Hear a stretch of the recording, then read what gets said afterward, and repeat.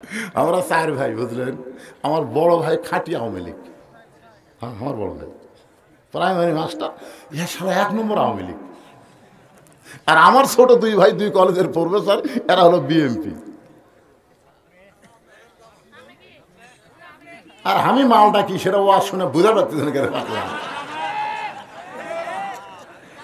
আমার কাম হলো, আমরা নাঙ্গল দিয়ে চাষ করছি, চাষ করে ধানের আবাদ করছি। এখন নৌকাত করে নদী পার করে নিয়ে যাচ্ছি, এই ধান কট্টি হয় এটা জানার জন্য। এখন নদীর ওই পারে যেটাতে ধান মাপি, তার নাম কি? আরো জোরে, জোরসে বলুন। জোর হলো না, আরো জোরে।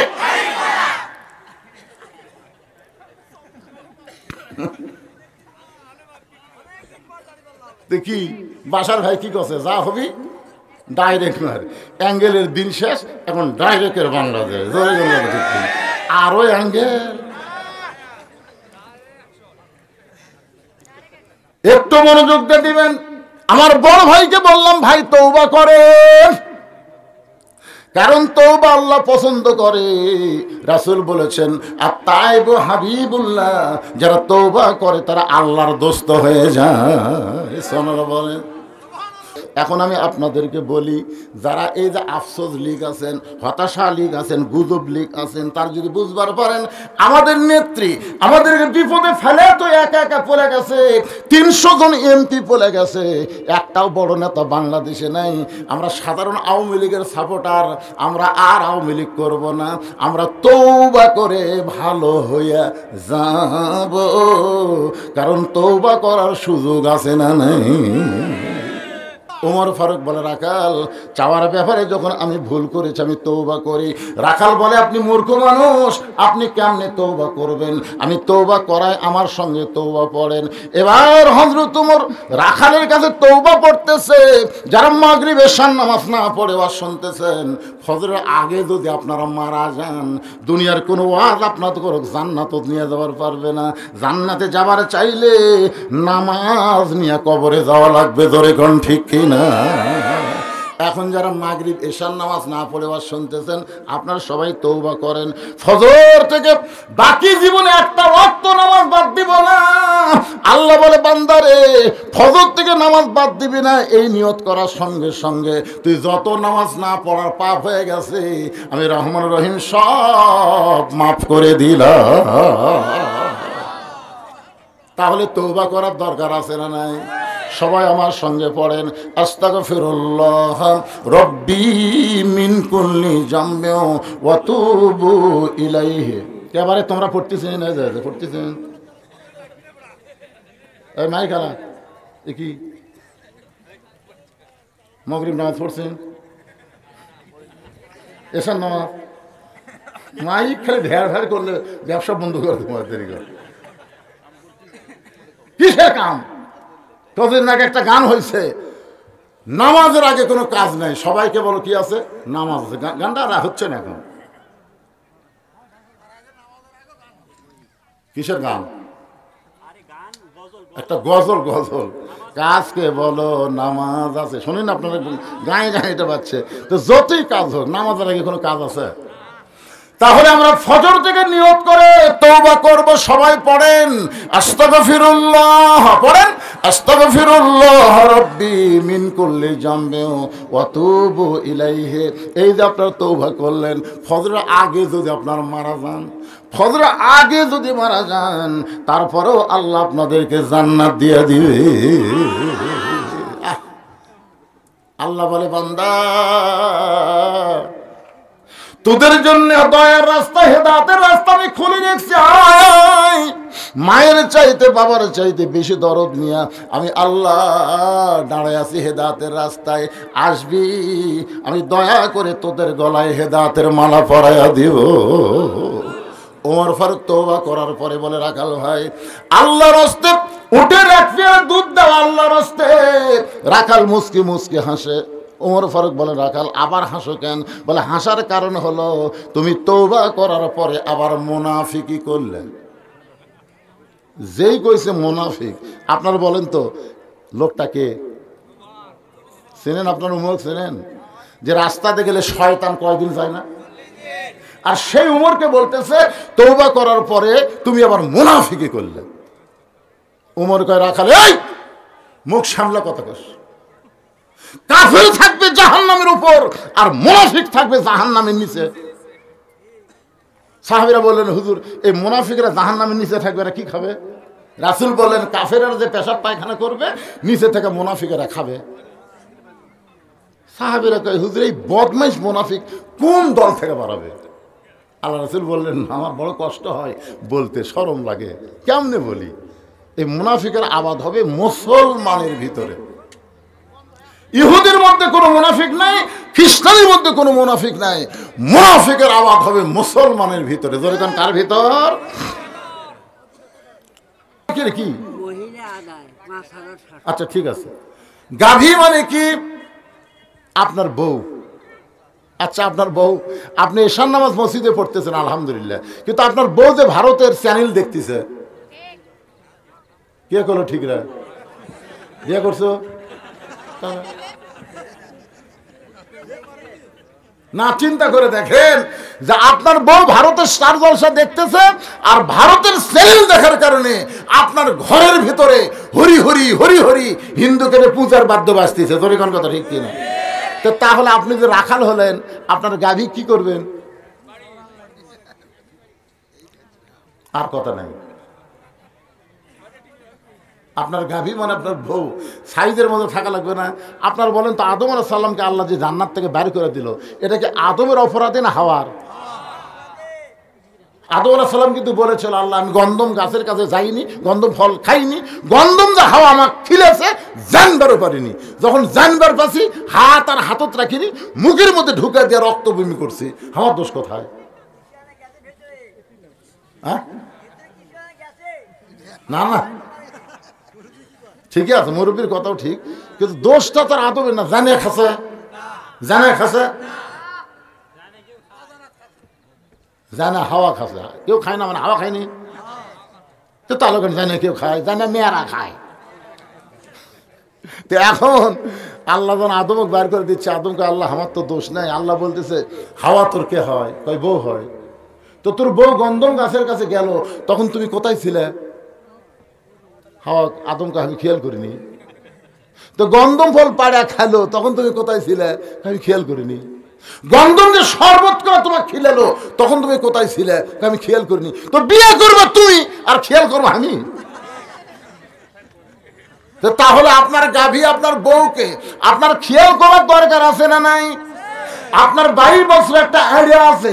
আইডিয়া মানে আপনার ছেলে কি করতেছে, কোন পোশাক পরতেছে, কোন বন্ধুর সঙ্গে মিশতেছে, রাত্রেবেলা ঘুম পাড়ে না মির্গির বেড়ার মতন থরথর করে কাঁপে, আপনার খেয়াল করার দরকার আছে না নাই? মাঝে মধ্যে আপনার ছেলে মোবাইল হাতে নিয়ে কি খেয়াল কে করবে? আপনি না আমি? আপনাকেই খেয়াল করা লাগবে। আপনার একটা মেয়ে আছে, 17 বছর একটা মেয়ে আছে, সেই মেয়েটা আপনার বকনা, এই বকনাটা আপনার মেয়ে। এই মেয়েটা কেমন করবেন? আপনি বাবা হিসাবে সিদ্ধান্ত নেন, আপনার মেয়েকে পরিমণি করবেন না ফাতেমা করবেন? ফাতেমা করবেন না পরিমণি করবেন? আপনি বাবা হিসাবে সিদ্ধান্ত নেবেন। কারণ এখন আপনার মেয়েটার বিয়ে হয়নি, যতদিন মেয়েটার বিয়ে হয় নাই ততদিন পুরাপুরি দায়িত্ব হলো বাবার। যেমন দায়িত্ব ছিল আল্লাহর নবী ঘরের মধ্যে ঢুকে দেখে মাত্র 9 বছরের ফাতেমার বয়স হলো তখন মাত্র 9 বছর। হাতের মধ্যে একটা চুরি দিয়ে মুচকি মুচকি হাসতেছে, মেয়েটা হাসতেছে, কিন্তু নবী ওইটা দেখার পরে আর ঘরে ঢুকলেন না। ফাতেমা চমকে গেল, সেই বাবা ঘরের মধ্যে ঢুকে আমাকে মা মা বলে আদর করে, আর সেই বাবা ঘরে ঢুকলো না। বাইর হইয়া দেখে বারান্দায় নবীর চোখ দিয়ে দর দর করে পানি পড়তেছে। ফাতেমা বলে, বাবা কি দুঃখ আপনার মনে, এমন করে আপনি কাঁদতেছেন? রাসূল বলে, ফাতেমা যে দুনিয়াতে সাজবে মা, আল্লাহ তার আখেরাতের শ্বাস কমায়া দিবে। শুধু এইটুকু রাখালি করার সঙ্গে সঙ্গে ফাতেমা হাতের চুরি খায় ফেলা নবী ফাইলা দেয়। নবী দৌড়ে গিয়ে চুরি 2টা করে জামার পকেটের মধ্যে ঢুকায়। ফাতেমা বলে, বাবা যেই চুরি হাতে দেওয়ার কারণে আপনি ঘরের মধ্যে ঢুকলেন না, বারান্দায় কান্নাকাটি করলেন, আমি সেই চুরি ফাইলা দিলাম, আপনি কেন কুড়ে পকেটের মধ্যে ঢুকাইলেন? নবী বলে, ফাতেমা আয় আয়, তুই আমার কাছে আয়। যেই মাত্র ফাতেমা 9 বছরের মেয়ে নবীর কাছে, নবী হাতে একটা চুমা দিয়ে বললেন, ফাতেমা রে, আমি তোর নিষ্ঠুর বাবা নই, আমি তোর 2টা চুরি যত্ন করে রাইখা দিব মা। শুধু চুরি যত্ন করব না, একদিন তোর নাকের ফুল পরায় দিব, একদিন তোর কানের দুল পরায় দিব, একদিন তোর গলাত মালা পরায় দিব। ফাতেমা বলে, বাবা কবে কবে কবে? আল্লাহর নবী বললেন, ফাতেমা যেদিন তোমার বিবাহ হবে, মেয়েরা কেবলমাত্র এক ব্যক্তির জন্য সাজতে পারে মা, সেই ব্যক্তি হলো তার স্বামী। স্বামী ছাড়া অন্য কোনো পুরুষের জন্য নারীদের সাজা জায়েজ না। স্বামী ছাড়া অন্য কোনো পুরুষের জন্য মেয়েরা সাজবার পারবে না। তাহলে আপনার মেয়ে এখনো বিয়ে হয়নি, এই যে হাই হিল পরে কিলকিল করে গোটা পাড়া ঘুরে, আপনার রাখালি করার দরকার আছে না? কথা কর না কেন? রাখালি করার দরকার আছে না? রাখালি করবেন নিজের বিবির উপর, ছেলের উপর, মেয়ের উপর। এই দায়িত্ব আল্লাহর পক্ষ থেকে প্রত্যেকটা অভিভাবককে দেওয়া হয়েছে। ভাষা নরম করা যাবে, খাওয়ার সময় ডাকবেন, বাবু ও বাবু আসো ভাত খাই, আমার সোনার ময়না পাখি আসো ভাত খাই। ছেলে মেয়ে গেলে আপনি ভাত খাবেন, কি সোনার ময়না, আর এক টুকরা মাছ লাও, তখন ভাষা নরম হবে। নামাজের আজান দিলে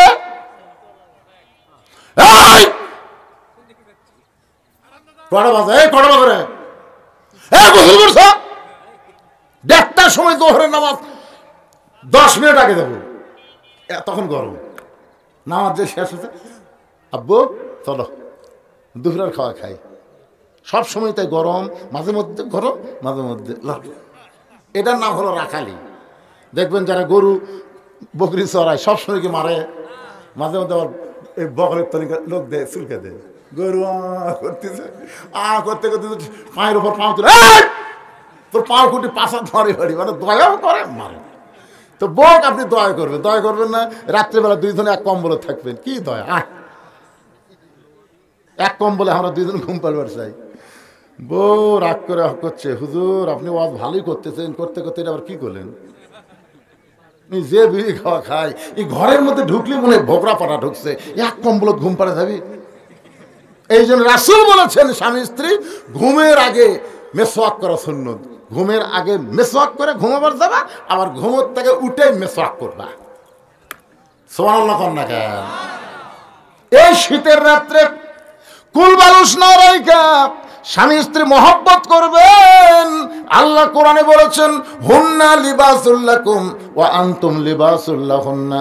স্বামী হলো বিবির পোশাক, বিবি হলো স্বামীর পোশাক।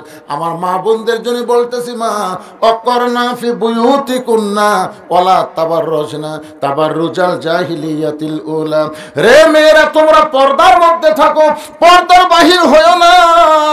কারণ ফাতেমাকে আল্লাহ খাতুনে জান্নাত ডিগ্রি দেওয়ার কারণ হলো ফাতেমা পর্দানিশী। সমস্ত পর্দানিশী নারীরা ফাতেমার অধীনে জান্নাতে যাবে। আমার মা বোনদের ওয়াজ শেষ করে দিলাম, এখন আসেন। ওসমান গনি বলতেছে, রাখাল ভাই কোনোদিন আপনাকে সামনে কাতারে দেখি নাই, আজকে প্রথম দেখতেছি, এই কারণে কয়বার তাকাছি। রাখাল বলতেছে, আমি বারান্দায় নামাজ পড়ি, আমি বারান্দায় নামাজ পড়ি, আমি ভিতরে কোনোদিন ঢুকি না, কিন্তু আজকে ভিতরে ঢোকার কারণ হলো দেখার জন্য আইছি। আমার দেখা হয়ে গেলে আগামীকাল থেকে কষ্ট করে এই জায়গাত আসবো না, কারণ বারান্দার মধ্যে যে মজা আছে ভিতরে সেই মজা নেই। আপনার বলেন তো, বারান্দার যারা নামাজ পড়ে এরা সহজে ভিতরে ঢুকবার চায়? এদের নিয়তকে জানেন, শেষে আসবি আগে যাবি, শেষে আসবি আগে যাবি। এরা হলো বারান্দার মুসল্লি। আর যদি কেউ সামনে কাতারে যায়, মন চাইলেও কিন্তু বাড়াবা পারবে না। বার হবার লিচি দেখে 3 জন সুন্নতের জন্য খাড়া হচ্ছে, বেকায়দা। অনেক লোক কিন্তু বেকায়দা, সবাই যখন পড়তেছে কি করবো, আল্লাহু আকবার, নিয়ত নাই, সবাই পড়তেছে কি করবো, আল্লাহ বেকায়দা। এই জন্য সহজে কেউ সামনের দিকে যাওয়ার চায় না।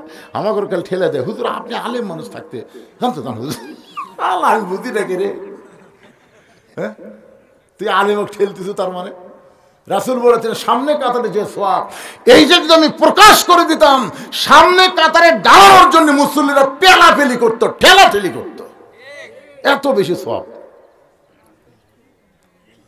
রাখাল বলতেছে দেখার জন্য সামনে কাতারে দেখা যদি হয়ে যায় আগামীকাল থেকে আসবো না। ওসমান গনি বলতেছে ভাই আপনি কি দেখতে পারবেন? রাখাল বলে আমার চোখ ঠিক আছে।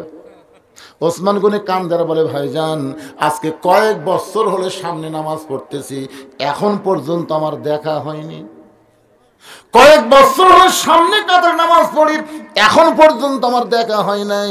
ওসমান গনি বলতেছে মনে হয় আপনার চোখের সমস্যা আছে, কয়েক বছর সামনে কাতারে পড়েন, এখন পর্যন্ত দেখবার পান না। ওসমান গনি যাকে দেখতে চাই তিনি হলেন নামাজের মালিক আল্লাহ, আর রাখাল তাকে দেখতে চায় তিনি হলেন হযরত উমর। আনতাবুদুল্লাহ কান্নাকা তারাহু ফাইন লাম তাকুন তারাহু ফাইন্নাহু ইয়ারাকা। জোরে বলেন আল্লাহু আকবার। এই হাদিসের অর্থ তো শুনলে আমারই শরীর কাঁপে। আল্লাহ রাসূল বলতেছেন কেউ যদি ইবাদতের মধ্যে শামিল হয়ে যায়, ইবাদতের মালিক আল্লাহকে দেখতে পায়। আল্লাহ যদি দেখা সম্ভব না হয়, আল্লাহ তাকে দেখতেছে, এই বিশ্বাস তার কলিজার মধ্যে আসে।